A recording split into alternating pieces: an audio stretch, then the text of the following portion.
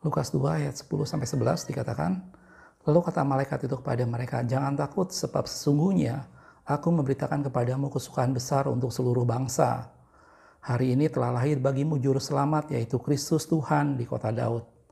Oke, shalom saudaraku, menyambung seri tentang Ten Little Candle of Christmas. Hari ini saya akan membahas bagian yang kedua. Di sini berbicara tentang the good news atau the good tiding.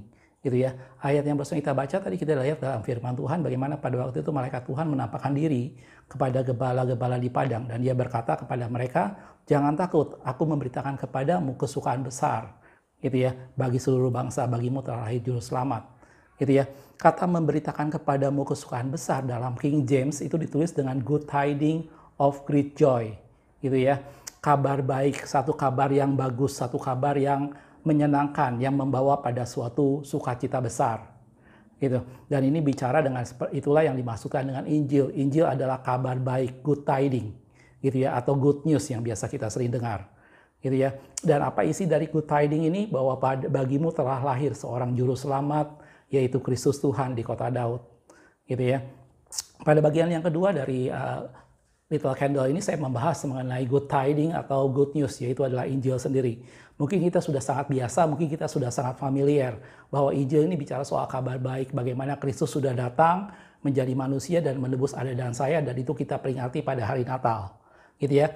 Tetapi di sini saya ingin fokus kepada satu bagian lain yang penting pada peristiwa ini sebenarnya, gitu ya. Dan statement ini sangat unik, saudaraku. Dan kalau kita perhatikan di ayat yang tadi dikatakan, hari ini telah lahir bagimu juru selamat, gitu ya. Dan ini menjadi sesuatu hal bahwa ini menjadi penting karena kata bagimu itu sama dipakai dengan kata untukmu atau menjadi milikmu, gitu ya. Dalam bahasa Gerika dipakai kata homin, gitu ya, menjadi sesuatu yang diberikan bagimu, gitu ya. Jadi untukmu di sini bukan menjadi sesuatu hal bahwa ini hanya sekedar sebuah berita, tetapi ini menjadi sesuatu berita yang diberikan, telah lahir bagimu juru selamat, yaitu Yesus Kristus di kota Daud, gitu ya. Jadi sebenarnya yang dimaksud dengan good news atau good tiding itu bahwa Yesus telah memberikan dirinya, bahwa Yesus telah datang dan memberikan dirinya dan hidupnya bagi Anda dan saya, gitu ya. Dan ini yang ingin kita bahas sama-sama, gitu ya. Kalau kita bicara soal kabar baik, tentunya sebelumnya juga kita tahu bahwa bagaimana Elizabeth dengan Zakaria pada waktu itu. Elizabeth adalah seorang pribadi yang perempuan yang mandul dan usianya sudah lanjut, gitu ya. Dan malaikat Gabriel juga datang kepadanya dan memberitakan kabar baik, bagaimana dia akan mengandung kemudian, gitu ya. Kalau kita lihat dalam Lukas 1 ayat 19 dikatakan, jawab malaikat itu kepadanya, akulah Gabriel yang melayani Allah, dan aku telah diutus untuk berbicara dengan engkau dan untuk menyampaikan kabar baik, good tiding ini kepadamu, gitu ya. Hanya sekedar diberitahukan bahwa Elizabeth akan mengandung dan melahirkan, yaitu Yohanes Pembaptis, gitu ya. Dan dalam Amsal digambarkan bahwa sebuah kabar baik itu menjadi sesuatu hal yang menyejukkan tulang, gitu ya. Kalau kita lihat dalam Amsal 25 ayat 25 dikatakan, seperti air sejuk bagi jiwa yang dahaga, demikianlah kabar baik dari negeri yang jauh. Dan saudaraku, itu selewat mengenai kabar baik atau good tiding ini. Dan saya kembali pada pokok utama dari isi dari kabar baik ini. Kabar baik bukan bicara soal semata-mata bahwa Yesus datang membawa keselamatan.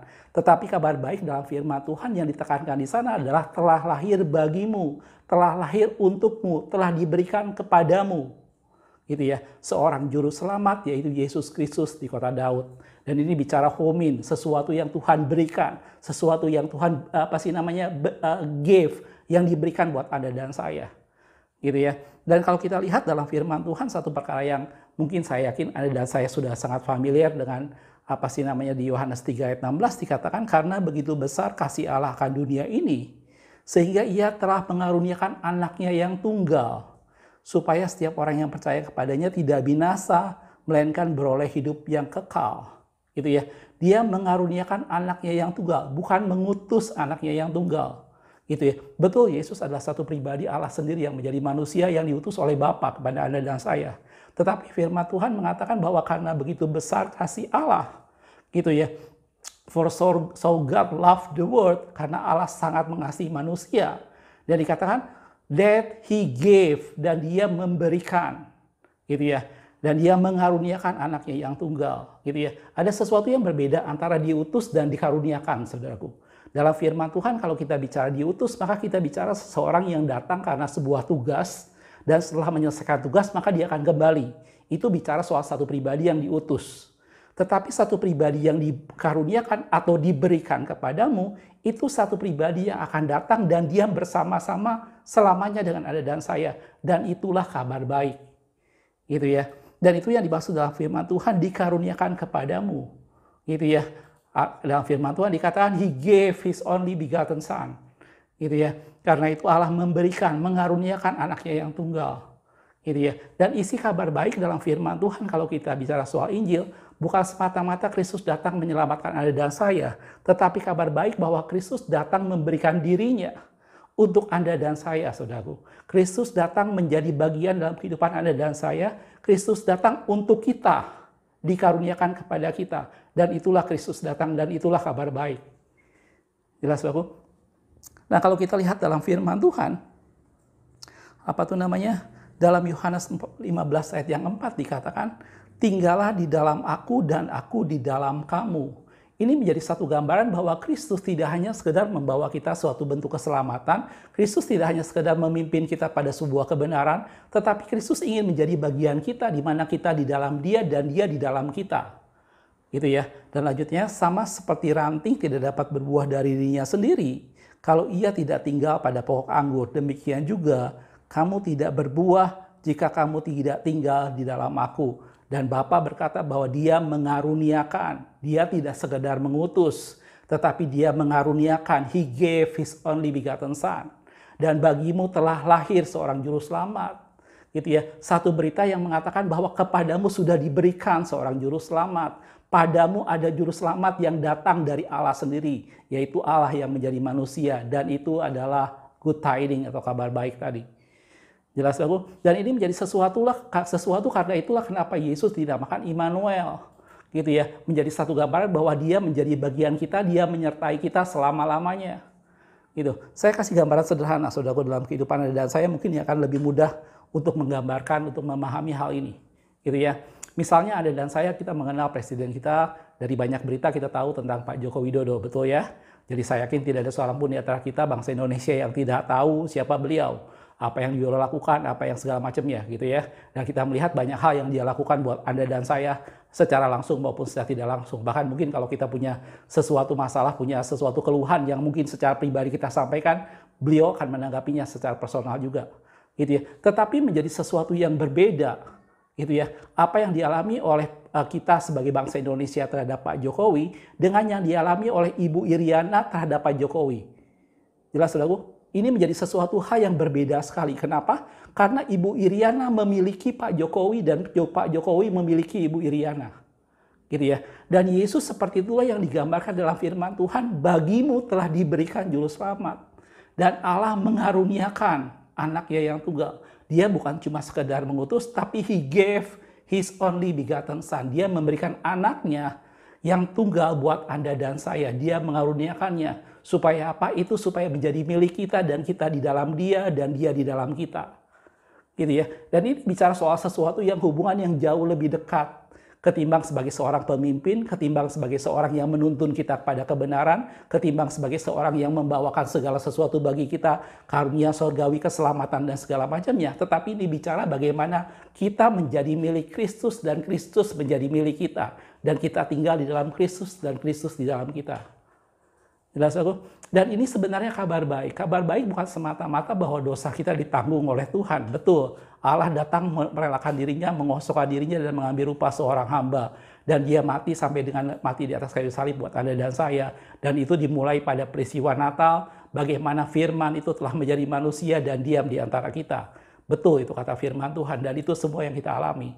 Tetapi kabar baik bicara soal Allah yang merelakan dirinya menjadi milik Anda dan saya, Allah yang mengubah diri menjadi manusia dan menjadi bagian dalam kehidupan kita semua. Dan itu adalah kabar baik. Dan Bapa mengaruniakan anaknya yang tunggal. Gitu ya. Dan sekali lagi saya udah bilang, saya kasih ilustrasi hubungan yang lebih dekat antara suami dengan istri. Dan ini menjadi sesuatu hal yang berbeda. Gitu ya. Dan tadi saya ilustrasikan antara Pak Jokowi dengan kita atau Pak Jokowi dengan Ibu Iriana. Menjadi sesuatu hal yang sangat berbeda tentunya. Gitu ya. Hal yang sama juga mungkin Anda kenal dengan gembala Anda, tetapi tentunya sangat berbeda. dengan yang dialami oleh ibu gembala terhadap bapak gembalanya. Karena apa? Karena mereka saling memiliki. Jelas saudaraku, kita mungkin bisa sangat akrab, kita mungkin bisa sangat dekat, kita mungkin bisa bergaul bertahun-tahun dengan satu pribadi tertentu, anggaplah misalnya gembala sidang, anggaplah pembimbing rohani kita. Gitu ya. Tetapi menjadi sesuatu yang berbeda, gitu ya. Apabila kita mengalaminya sebagai satu pribadi yang saling memiliki. Dan itulah yang digambarkan, seperti itulah Bapa mengaruniakan anaknya yang tunggal. Dia tidak sekedar mengutus anaknya sebagai satu tugas, dia tidak sekedar mengirim anaknya untuk menyampaikan pesan kebenaran, tetapi dia memberikan anaknya buat Anda dan saya. Dan kabar baik adalah telah lahir bagimu, telah lahir untukmu, untuk kamu miliki, yaitu penebus juru selamat kita, Yesus Kristus di kota Daud. Dan itu adalah good tiding. Gitu ya. Dan kalau kita lihat dalam firman Tuhan, Yesus sering menggambarkan bahwa kerinduan dia bukan semata-mata kita menjadikan dia sebagai pemimpin, kita menjadikan dia sebagai satu pribadi yang kita idolakan, atau sebagai satu pribadi yang menjadi teladan buat kita. Tetapi Yesus menggambarkan bahwa hubungan antara kita dengan Allah digambarkan sebagai satu hubungan seperti suami istri, di mana masing-masing saling memiliki, aku di dalam dia, engkau di dalam aku, dan aku di dalam engkau, kata firman Tuhan.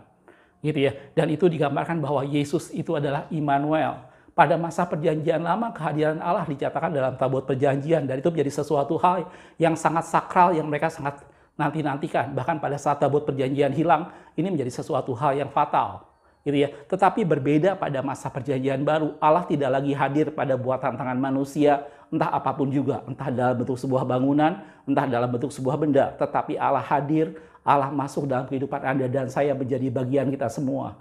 Dan itu adalah kabar baik. Karena itu Yesus diberikan nama Immanuel.